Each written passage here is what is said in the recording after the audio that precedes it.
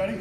Appreciate you guys taking time out of your busy evenings to come and join us here tonight. And I especially want to thank Mayor Skelton. He's one of the first people I met about 6.5 years ago when I started on this project.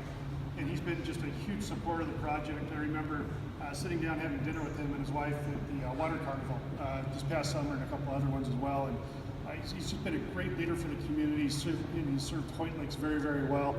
And we wish him well in his future endeavors here. But very, very pleased not only have him as a neighbor, but also as a friend to the project and myself personally. So thank you, Mayor.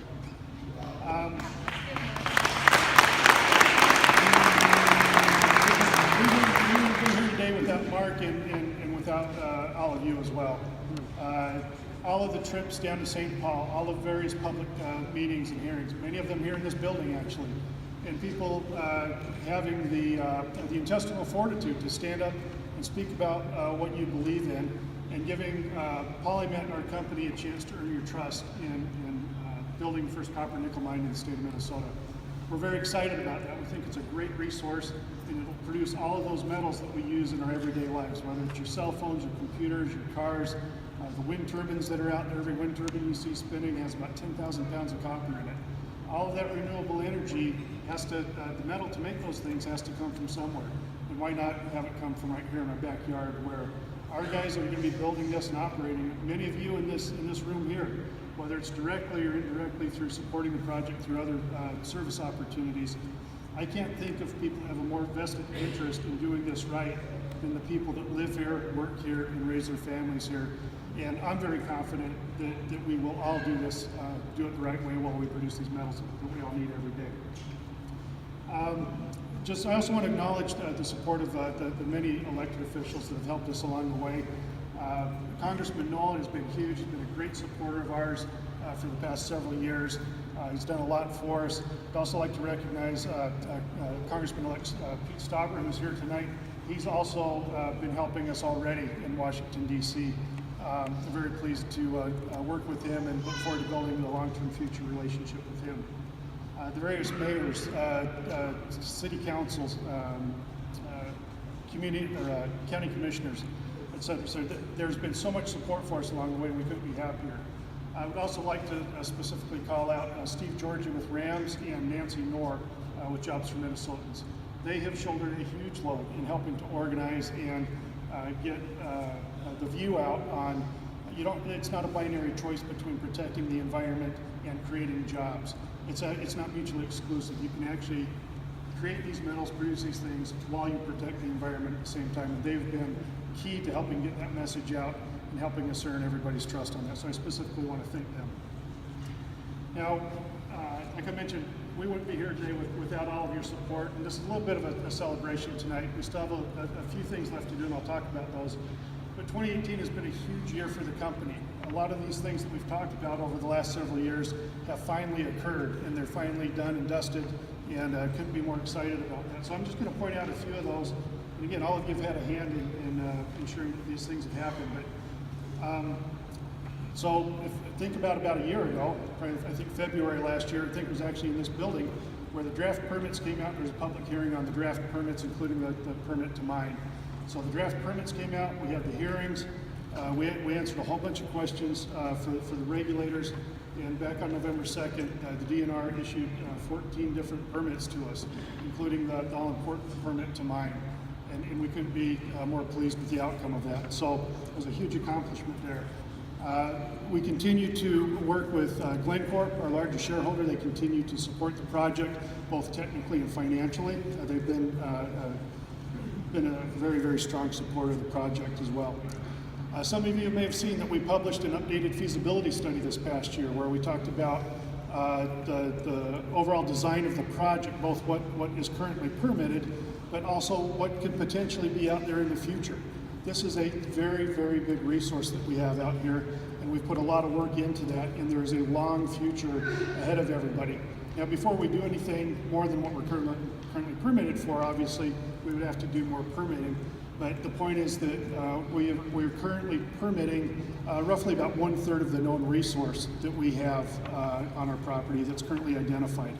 So there is definitely a long-term potential future out there, but our focus right now is on what's getting permitted, getting that financed, and getting built. Another big thing this past year that happened was we closed on the federal land exchange. As many of you know, and I think you're involved in public hearings with that, and many of you wrote letters of support for this.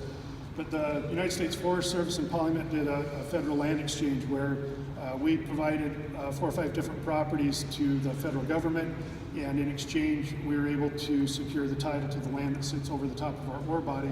It was previously owned by the Forest Service. So we see that as a win-win. That area above the ore body that we have, it's in an area of a historic mining district. There wasn't even public access to it. Where these new properties that the Forest Service obtained, they have wild rice, they have public access, there's better hunting, fishing, and public access to those. So we think that was a great deal, and we got that accomplished this year as well. I want to point out, I'm not sure if you're aware, but this permit to mine that we recently just received, there's over 5,000 permit conditions that came with that permit. And we've got a great team that's looking after that. I'll actually do this now, but all the Polymet guys that are here tonight, can you raise your hands? Over here.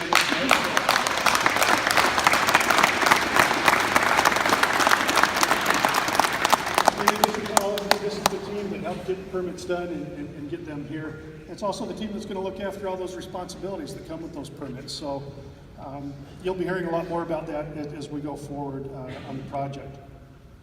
So that only leaves a couple of permits left for us. The Minnesota Pollution Control Agency still has yet to issue an air permit and a water permit.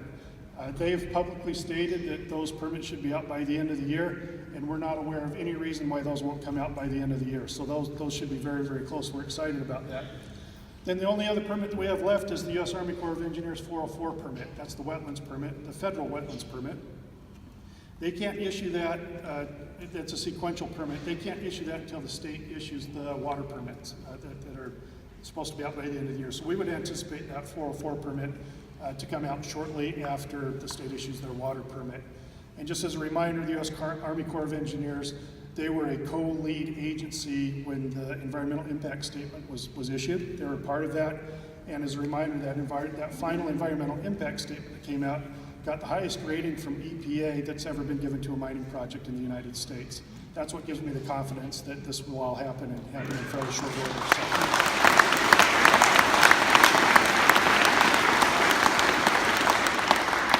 So we're beginning to ramp things up a little bit here. Some of you may have noticed that we had about 40 contractors on site this past summer, beginning some of the first things we're starting with are some environmental remediation work out on the property. They started with a bunch of asbestos abatement work, so that's been going on. We've shut that down for the winter, but there are 40 guys here for most of the summer working on that. We've also begun to hire and staff up a little bit internal to Polymet. We brought on a couple of additional environmental engineers to the team to make sure that we can appropriately manage and look after all of the responsibilities that come with those permits. So the other things that we're working on right now, in addition to wrapping up the rest of the permits, we're working on some engineering, working on completing our financing package. As you can imagine, a lot of the banks and folks that we've been talking to, there's been a ton of interest on the project and financing it. The banks and the institutions we've spoken to, they want to see that final permit in hand, just because that's, it provides the certainty on the financing that they need, so they're not having to take any permitting risk. But financing is going very well. We look to be working on that through the next several months. And getting ready for this upcoming construction season. So we're working on the financing package and the engineering right now, and then you should begin to see a slow ramp up throughout the summer and into the construction of the full project. So basically that's the very quick update. I don't want to take a lot of your time tonight. I just wanted to give you kind of the more pertinent points of where we are, where we've been, where we are, and where we're going. We're very excited about that, very excited about all the support. And speaking of support, I'm going to introduce our final quick speaker here for a second, Mayor Lislegard, House Member-elect Lislegard. Dave's also another one of the guys I first met when I came to town. Dave, and I mean this with all sincerity, Dave has been a total bulldog on this project. He sunk his teeth into this thing, and He's met with the governor, he's met with anybody that would take a meeting, and even people that didn't want to take a meeting, he still met with them. And carried the cause forward, and Dave's a big part of also why we are where we are tonight. So with that, I want to again just thank everybody for coming tonight. Thank you for all of your help and support. We're excited to get this going. And Dave, special thank you to you.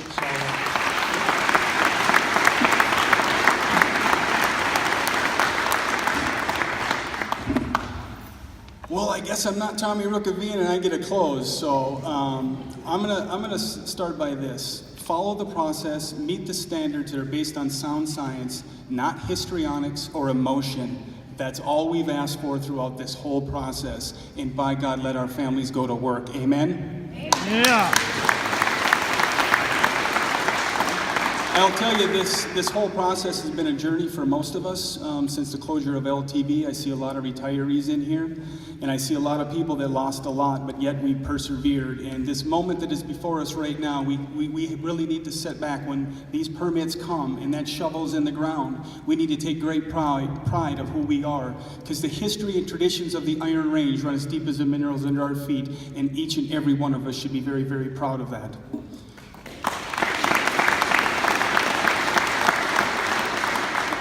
So about 6-7 years ago, there's organizations that are opposed to mining, they're opposed to pipelines, they're opposed to these things. And they had traction, and their voice, although it was small, was loud, and people heard it. And apathy is very, very dangerous in northeast Minnesota, but that changed 6 years ago. 6-7 years ago, when Jobs for Minnesotans became engaged, when Up North Jobs and Gerald Tyler's group became engaged. Give Gerald Tyler a round of applause at his organization.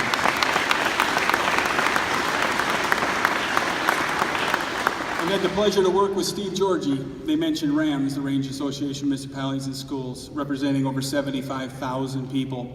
It's a very powerful organization, and it's led by a man that needs no introduction or doesn't even, it's Steve Georgie. And that man has given his heart and soul to the people of this region, and we cannot thank him enough. Thank you, Steve.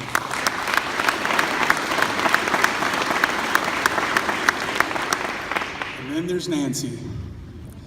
Nancy with Jobs for Minnesotans, she's the chair, and Jobs for Minnesotans is a coalition, a statewide coalition of business, labor, and communities. It's the state building trades, and it's the state chamber, along with all the communities, including Mayor Skelton, and all the other mayors that are here and have been there throughout this whole process.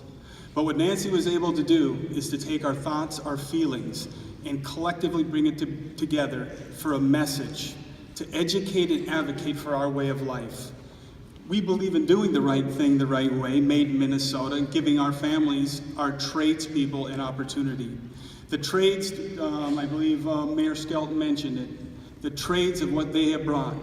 It's unbelievable, the passion. It's the men and women of the trades, it's the men and women of the steel workers, it's the men and women of our communities that have moved this needle.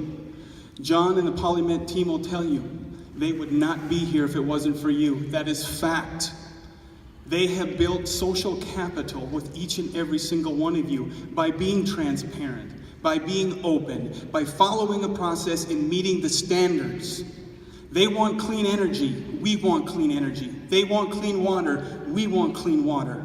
We want this opportunity for our families. We want our communities to prosper. We want our next generation to have an opportunity. That's what this is more than jobs. This is the heart and soul of this region. We should be very proud. We're blessed to have these minerals here. Yes, we are blessed to have them here. We can do it better here than anywhere else in the world and allow our families to go to work. When we had them 7 buses, Gerald and everybody came. When they came and we showed up in Duluth, we rocked that place. They weren't ready for that. But when we come together collectively, business, labor, and communities, and let our voice be heard, by God, we won't be denied. Thank you.